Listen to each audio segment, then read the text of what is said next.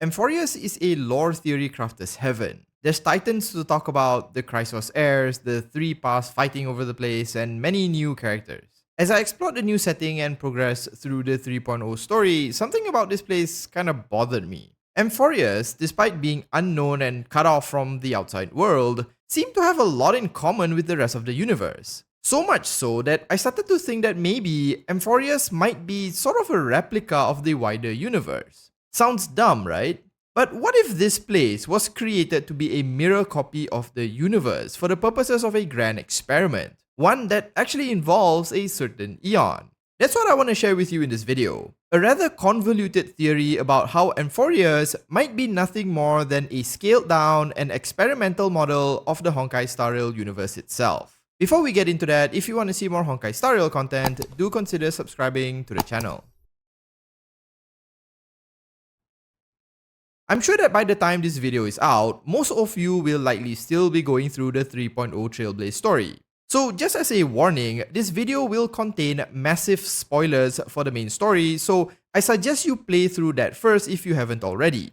For the purposes of this video, you kinda need to know some of the details of the story, so I'll be jumping into the theory assuming you already know what happens in Amphoreus. I initially planned to have a quick recap, but this video just got longer and longer, so I'm gonna just drop that part. The idea that I'm suggesting in this video goes something like this. Amphoreus is actually either an artificial place or a location used by an Eon as part of their experimental model to figure out the best way for the universe to avoid finality and destruction. Yes, it sounds incredibly convoluted and stupid, but just hear me out. I think there are quite a few things that point to this idea, and it even somewhat ties the two paths mentioned to be related to this place together. So just bear with me as I go through the reasoning behind this idea.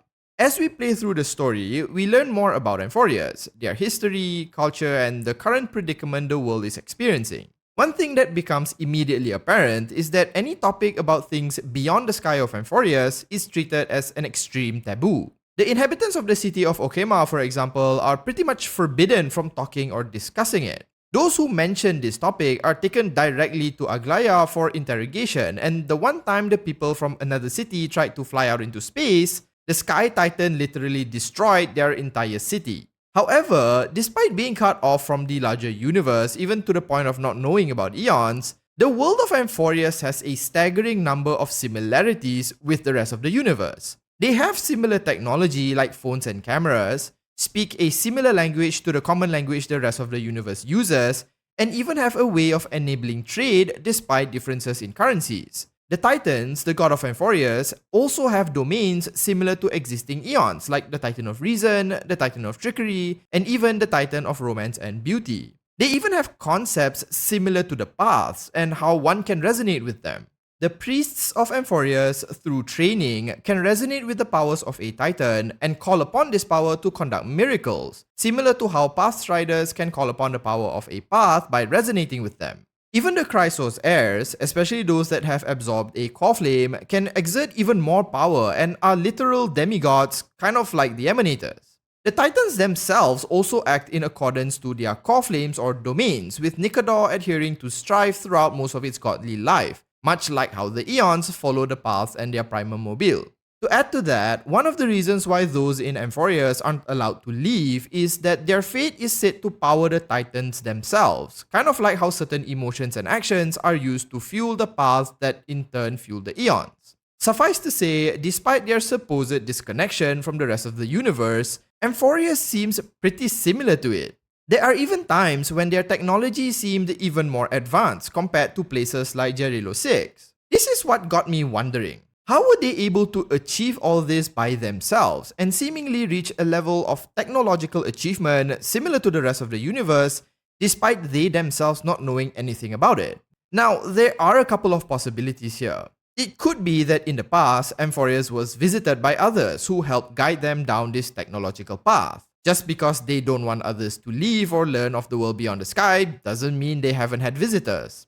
Alternatively, maybe the Titans are the ones that guided them, though where the Titans learned of these things is yet another mystery. Or perhaps Amphoreus was just that advanced and achieved all this all on their own. All of these alternative ideas are equally likely, some of which I might even discuss in other videos, but In this one, I'm going to share one idea. An idea that for some reason kept coming back to me every time I reach a different milestone in the story. As I've warned you though, it's pretty dumb. So what if Amphoreus is just the setting of a giant experiment and is itself just a model or petri dish if you like? It was created or adapted to be as close to the way the rest of the universe works so that you can test something before applying it to the rest of the universe. Kind of like how you test things on lab-grown mice before doing human trials. What I'm saying is that Amphoreus is kind of like a scaled-down model of the universe itself. That's why it has a similar language, similar technology, and even similar concepts like eons, emanators, and paths, just that they're called something else. Now, given everything I've brought up here, if we accept that Amphoreus is the setting of some grand experiment, it brings up a few other questions. What exactly is the experiment, and who might be the individuals behind it? Let's start first with the purpose of this experiment. A rather strong part of the Amphoreus culture, or rather that of the city of Okema, is the adherence to the prophecy. The prophecy mentions that in order to save the world from eventual destruction, the Chrysos heirs must defeat the Titans, retake their core flames, return them to the vortex of Genesis, and eventually kick off the miracle of Genesis. The miracle will then seemingly recreate the world, undo the damage done to it, and put an end to its eventual demise. If the Titans are meant to represent the eons, the Chrysos heirs represent the emanators, and Amphoreus is the universe, maybe this is an experiment to determine how one might circumvent finality or destruction. The question this experiment tries to answer is, would humanity be able to defeat their own gods, take their powers, and use that power to reset the world, or some version of that? If it works on Amphoreus, then perhaps it might work for the rest of the universe too. But then you might ask, well, is the universe even facing a similar calamity, and can it even be reset in the first place? Well, there's kinda hints of that already. The remembrance is said to be stockpiling memories purely for the purpose of bringing them into the next universe, and finality is said to inevitably bring an end to the universe at some point. Terminus is even claimed to represent not only the end of the universe but the birth of the next universe, and the Stellaron Hunters mention that there is a version of the future where destruction or Nanook wins. So there are already hints that the universe is experiencing pretty much the same thing that Amphoreus is, yet another similarity by the way. That's basically the why. Now let's talk about the who, and I kinda hinted at this in the beginning. I think the person conducting this experiment isn't a person at all, but perhaps an eon. More specifically, it's the eon of Erudition. We know that two paths are confirmed to be involved with Amphoreus, remembrance and Erudition. We have seen remembrance be involved with Amphoreus numerous times at this point. Black Swan is the reason the Nameless are there, Fuli has gazed upon the main character while they spoke to Oronix, and at the tail end of 3.0, Herta even caught a memo snatcher seemingly watching her in secret. It's revealed that the memo snatcher was actually after the memories of Nous themselves. But while remembrance has been front and center throughout the story, where does Erudition fit into all of this? Well, it's the experiment. We know Nous is trying to circumvent finality as mentioned by Kakamon, which just happens to be oddly similar to what the Chrysos heirs are doing. Even Kakamon's own mission of ensuring the circle of knowledge doesn't expand might be actually related to this. I mean, maybe she is trying to ensure technology doesn't progress beyond what Amphoreus currently has so that it remains a perfect copy or model of the universe. On top of that, Herta mentions that she knows every planet Nous has gazed upon, but for some unknown reason, isn't aware of Amphoreus. When Herta checked with the simulated universe, the only thing she found is a line stating the Divine Amphoreus team will swap out the current crest emblem for one in King Baviru's likeness in the next season. Now, this could have a lot of different meanings, but for some reason, the first thought that came to me was it sounded like an update. The Divine Amphoreus team sounded like a project team, and swapping out something for the next season sounded like updating something in the next patch. Changing a variable in the next update or season to see how things might develop sounds kind of like how a model would work. So let me bring all this together so that it makes a little bit more sense. Amphoreus is an experiment created by Nous to figure out the perfect path fate should take for the universe to circumvent finality. Specifically, it's the model Kakamon refers to. The planet of Amphoreus, or whatever it is either a creation of Nous or a location adapted by them to conduct this experiment, and why it's self-contained and cut off from the rest of the universe. The implications of what happens in Amphoreus would likely have immense effect on the universe itself, and why Fuli is interested. It's literally a significant historical event.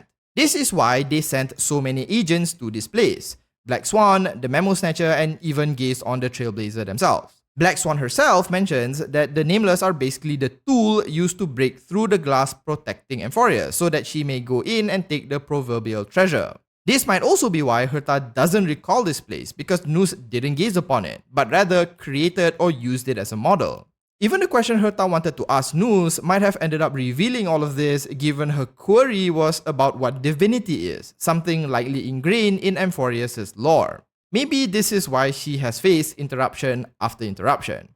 Plus, just take a look at the dark tide we see in Amphoreus. Doesn't it look suspiciously like corrupted data? I mean, seriously, look at this thing. If Amphoreus was some kind of VR simulation, the black tide looks weirdly like some corrupted part of the simulation rather than some otherworldly miasma. Maybe the dark tide is even something Nous sent down to accelerate their experiment, since the people of Amphoreus were too comfortable or something. What I'm saying is that Amphoreus is a giant experiment or simulation created from the mind of Nous to figure out the best way to save the universe from finality. And Fuli is interested in it because the implications its success has on the universe itself. I know this is a convoluted theory.